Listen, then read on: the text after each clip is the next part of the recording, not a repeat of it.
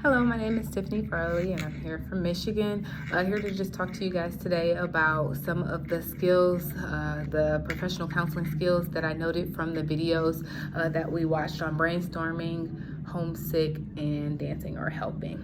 So the first question just asked about if the counseling sessions were as I imagined them to be. I've actually had the pleasure of having some counseling before, so the setup as far as the questions, some of the uncomfortable questions, the challenging questions that allow a client to be able to think about things that on a level that they may not have thought about them before, I was definitely able to relate to. Some of the characteristics that I noticed from all of the counselors were just very attentive to their clients, very warm, excellent listening skills, seeing a lot of active listening, and I think that's very important in a counseling situation to allow a client to feel understood and to be able to really open up. Some of the differences and similarities between the three counselors. I did jot down some notes here, and in the brainstorming counseling session, I did notice that there was a lot of reflection of feeling, which allowed the client to be able to kind of elaborate on the things that he was struggling with when it came to his family. Also, I noticed that it appeared that they may have been in the intervention and action stage of the roadmap of counseling. It seems that as though they had discussed some plans of actions to implement. In the homesick video, I noticed that the counselor had more of a attentive silence approach with some things.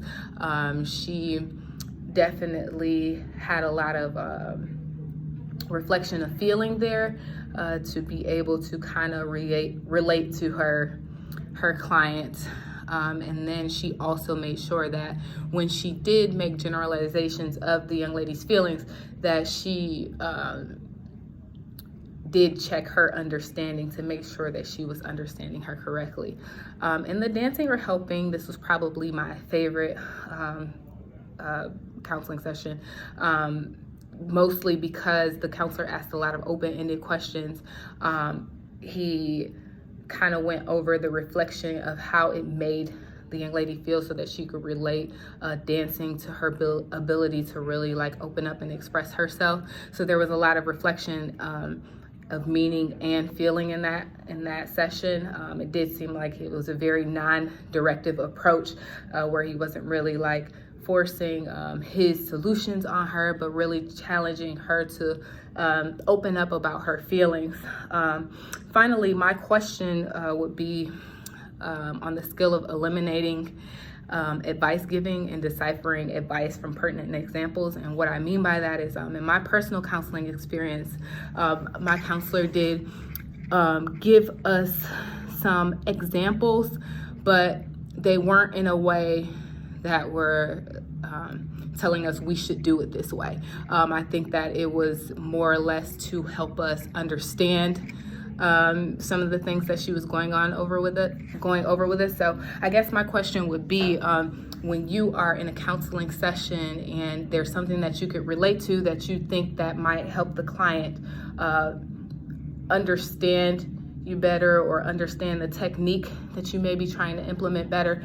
So how would we kind of decipher what's advice giving, which is what we kind of want to stay away from giving examples to help give a better understanding. I hope you guys enjoyed my post. Looking forward to reading the similarities and differences and your experiences with counseling. Thanks.